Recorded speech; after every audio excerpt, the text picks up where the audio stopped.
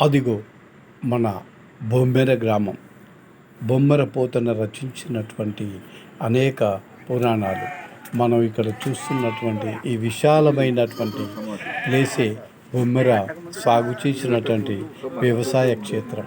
ఈ వ్యవసాయ క్షేత్రంలో తను అంటూ ఒక ప్రత్యేకమైన స్థానాన్ని కల్పించుకొని అనేక విధాలైనటువంటి పంటలు తీస్తూ తన రచనలు ఇక్కడ కొనసాగించేవాడు. కొంచెం దూరంలో ఉన్నటువంటి ఇతని వ్యవసాయ భూమికి ఇతను నివసించే ఇల్లుకి చాలా దగ్గరగా ఉండేది. మరి ఇతను వ్యవసాయం తన ఉన్నటువంటి భూమిలో ఏ రకమైనటువంటి పంటలు తీయాలన్నా ఎక్కడ చేయాలన్నా కానీ తన సాహిత్యాన్ని నమ్ముకొని పంటలు తీసుకుంటూ అందరితో కూడా ఇతను చేసేవాడు. ఈ విశాలమైనటువంటి మన ఈ ప్రదేశం చూస్తుంటే మనకేమనిపిస్తుందో తెలుసా? ఈ బొమ్మెర పోతున్న ఉన్నటువంటి ఈ విశాలమైన స్థలాన్ని, ఈ విశాలమైన ప్లేస్ని ఎంతోమంది కూడా ఇక్కడ చూస్తూ ఆహ్లాదపరుస్తూ అనేక రకమైనటువంటి టూరిస్టులు కూడా ఇక్కడ వస్తూ అనేక విధాలుగా ఉన్నారు. మరి ఈ టూరిస్టుల కోసం ప్రభుత్వం కూడా అనేక రకాల సదుపాయాలు కల్పించడంలో ముందుంది. మరి దీనికి గాను ప్రభుత్వం అనేక సబ్సిడీలు కూడా ఇచ్చుకుంటూ టూరిస్టుల కోసం ప్రత్యేక ప్యాకేజీలు కూడా నిర్మించుకుంటూ ఉన్నది. మరి వారి కోసం ఇక్కడ నిర్మించినటువంటి ఈ కొలను కూడా అతను సాగు చేసినటువంటి భూమిలో ఒక భాగం. మరి ఇక్కడ మనం చూస్తుంటే అతని సమాధి, ఈ సమాధిలో ఏ రకంగా ఉన్నదనేది బొమ్మెర పోతన ఇది సమాధి. అతను చనిపోయిన తర్వాత అతని సమాధిని ఏ రకంగా నిర్మించారు. ప్రభుత్వం అన్ని విధాల ఈ బొమ్మెర పోతన ట్రస్ట్కి అనేక సహాయాలు చేస్తూ ఎంతో కొన్ని వేల బడ్జెట్ కూడా కేటాయించడం జరిగింది. అందులో టూరిస్టులకు సదుపాయంగాను మరియు గ్రామస్తులకు మరియు అందరికీ కూడా కల్పించింది. మరి అక్కడ ఏందో తెలుసుకుందాం. బొమ్మెరలో జన్మించినటువంటి కల్నల్ మాచర్ల భిక్షపతి గారి మరి సహకారంతో ఈనాడు నెల్లుట్ల ఫౌండేషన్, తర్వాత ధనగామ కవులు కళాకారుల ఐక్య వేదిక రెండు కూడా సంయుక్తంగా కలిసి ఈనాడు బొమ్మెరకు సంబంధించినటువంటి కార్యక్రమాన్ని తీసుకున్నాం. ఇది రెండవ యాత్ర. కలము హలములందు గనుడు రాపోతన్న 15వ శతాబ్దం క్రింద ఈ మట్టిలో పరిమళమైనటువంటి మరి ఆనాటి మరి పోతన మరి ఎంతో ఆయన జీవితంలో ఎన్ని కష్టాలు పడాలనో అన్ని కష్టాలు పడ్డాడు. ఎంత పాండిత్యాన్ని అందించాలో అందించిండు.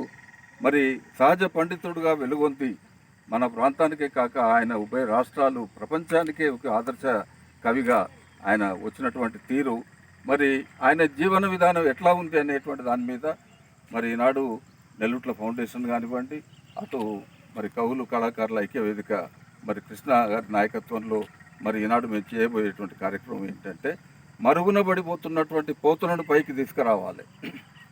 మరి ఈ ప్రజాక్షేత్రంలో ఈనాడు ఉన్నటువంటి మరి యువతరం ముఖ్యంగా మరి ప్రాచీన కళలను, ప్రాచీన కవులను మర్చిపోతున్నటువంటి సందర్భంలో ఈనాడు తప్పనిసరిగా మరి నెల్లుట్ల ఫౌండేషన్ గత సంవత్సర కాలంగా చేస్తున్నటువంటి అంతరించిపోయినటువంటి కళలను పైకి తేవాలి అని చేస్తున్నటువంటి క్రమంలో భక్త పోతనను బొమ్మెరలోనే మరి మళ్ళొక్కసారి జీవింపజేయాలి, ఆయన యొక్క జీవన విశేషాలను ఈ ప్రాంతంలో ఆబాల గోపాలానికి తెలియజేయాలనేటువంటి ఉద్దేశంగా ఈనాడు మేము భక్త పోతన పెట్టుకున్నాం. 12వ తేదీన జూలై సాయంకాలం 6 గంటలకు ఈ గ్రామ వేదికగా అద్భుతమైనటువంటి నాటకాన్ని ప్రదర్శిస్తున్నాం. అదేవిధంగా సాహిత్యానికి సంబంధించి మిత్రులు కృష్ణ గారు ఆ కార్యక్రమం గురించి వారు వివరిస్తారు. మరి నభూతో న భవిష్యత్తుగా ఏనాడు కూడా మరి మనం బొమ్మెరలో కార్యక్రమాలు ఇట్లాంటివి అవుతున్నాయని చెప్పి వినలే. మనం గత 4 సంవత్సరాల క్రితం జయంతి ఉత్సవాలను ప్రారంభం చేసినటువంటి మరి డాక్టర్ గారు మరి భిక్షపతి గారు మళ్ళీ అదే స్ఫూర్తితోటి మాకు ఇచ్చేటువంటి సహకారంతో ఈనాడు మాకు ఇచ్చేటువంటి ప్రోత్సాహంతో మరి తప్పనిసరిగా ఈ కార్యక్రమాన్ని తీసుకున్నాం. అందరూ దీంట్లో కవులు, కళాకారులు, మేధావులు, ప్రజలు, పండితులు, పామర్లు అందరూ కూడా ఈ కార్యక్రమాన్ని మరి దిగ్విజయపరచాలి. మీడియా చాలా విస్తృతమైన ప్రచారం ఇవ్వాలి. అందరూ కూడా మరి దీనికి సహకరించాలని కోరుతూ నెల్లుట్ల ఫౌండేషన్ అధ్యక్షుడిగా మరి దాని బాధ్యుడిగా ఈనాటి కార్యక్రమ కన్వీనర్గా నేను అందరినీ కూడా ముకుళిత హస్తాలతో వేడుకుంటున్నాను. నమస్తే, జై హింద్. సహజ కవి ఇగో ఇవన్నీ పొలాలన్నీ ఆయన దున్నినటువంటి, ఆయన దున్ని వడ్లను తీసిండు, అక్షరాలను తీసిండు. వడ్లతోటి భోజనం పెట్టిండు, అక్షరాలతోటి మన సమాజానికి సాహిత్యాన్ని ఇచ్చి మానసికంగా ఆనందాన్ని ఇచ్చి ఆ విష్ణుమూర్తి పైన భాగవతాన్ని రాయడం జరిగింది. ఆయన నడియాడిన ప్రాంతం, ఆయన తిరిగి ఈ యొక్క ప్రతి ఒక్క ప్రాంతాన్ని పుణ్యం, ఈ యొక్క దుమ్ము ధూళి, ఈ చెట్టు వాగు వంక ఆయన స్పృశించినటువంటి ఒక పవిత్రమైన ప్రాంతం. బహుశా తెలంగాణలో అన్ని పవిత్ర ప్రాంతాల్లోకి వెళ్ళా ఇదొక పవిత్ర ప్రాంతంగా భావించవచ్చు. ప్రపంచంలో ఎక్కడైతే తెలుగువారు ఉంటారో పోతన తెలియని వారు కాదు.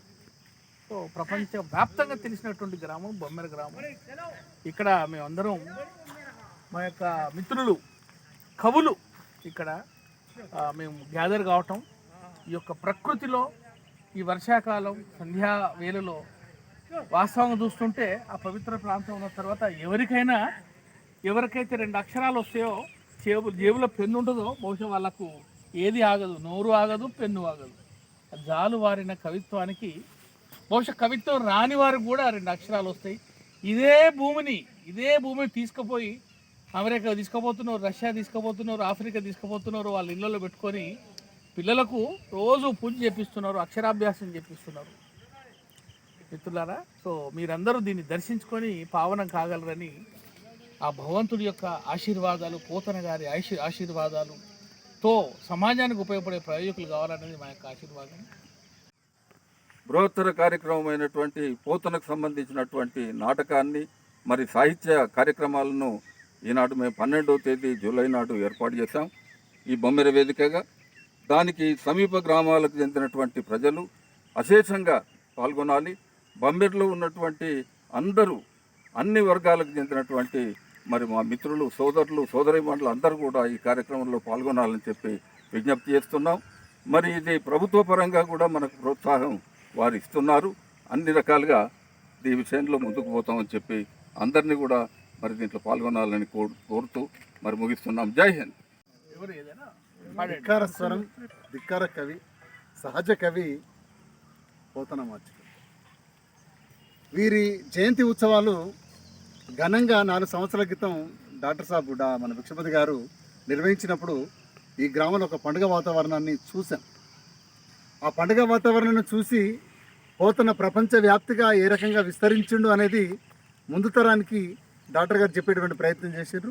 దాంట్లో భాగంగానే ఆ ఉత్సవాల తర్వాతనే జనగామ జిల్లా కవులు కళాకారుల ఐక్యవేదిక తరఫున దివంగత కవుల క్యాలెండర్ కూడా భిక్షపతి గారి ఆధ్వర్యంలో జరిగి దాదాపు 53 మంది దివంగత కవులను కూడా వెలికితీసి ప్రపంచంలోని మొట్టమొదటిగా క్యాలెండర్ కూడా ముద్రించేటువంటి ప్రయత్నం జరిగింది.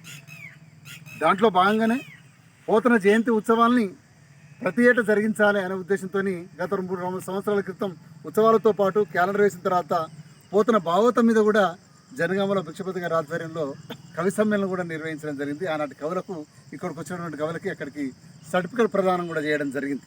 అంటే చెప్పే విషయం ఏంటంటే నెల్లూట్ల ఫౌండేషన్ రవీంద్రరావు గారి ఆధ్వర్యంలో కవులు కళాకారుల ఐక్యవేదిక సంయుక్త ఆధ్వర్యంలో రేపు 12 తారీఖు జూలై 12 నాడు జరిగేటువంటి ఈ యొక్క కార్యక్రమంలో సాహిత్య కార్యక్రమంగా ఉంటుంది. ఆ సాహిత్య కార్యక్రమంలో కొంతమంది కవులు కవితలు వినిపిస్తారు, వారి భాగవతంకు సంబంధించినటువంటి అంశాల మీద ప్రసంగిస్తారు.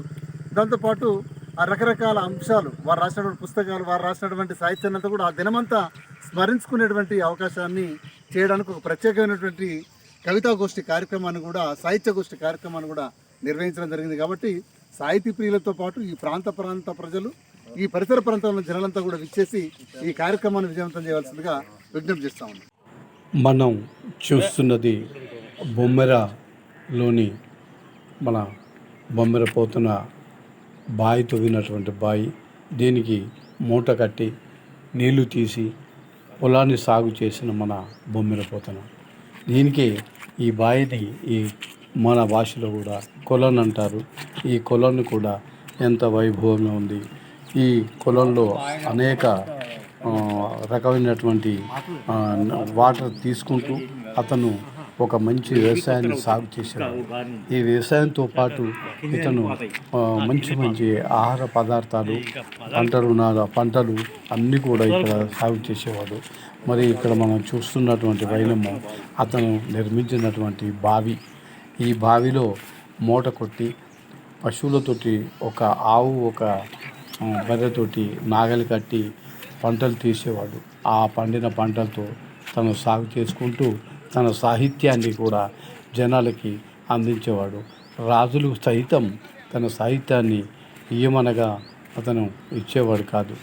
నమ్ముకున్న వృత్తిని ఆ దేవునికే అంకితం చేస్తాను అని అంటూ రామకీర్తనకు రామునికే అంకితం ఇచ్చినటువంటి ఈ ఈ అతను రచించినటువంటి రచనలు చూశారు. మరి ఇది మనకు చూస్తున్నది ఏంటంటే అతని సమాధి. ఈ సమాధి చుట్టూ ఏ రకంగా ఉన్నదో చూడండి. మరి మీరే ఆలోచించి చెప్పండి.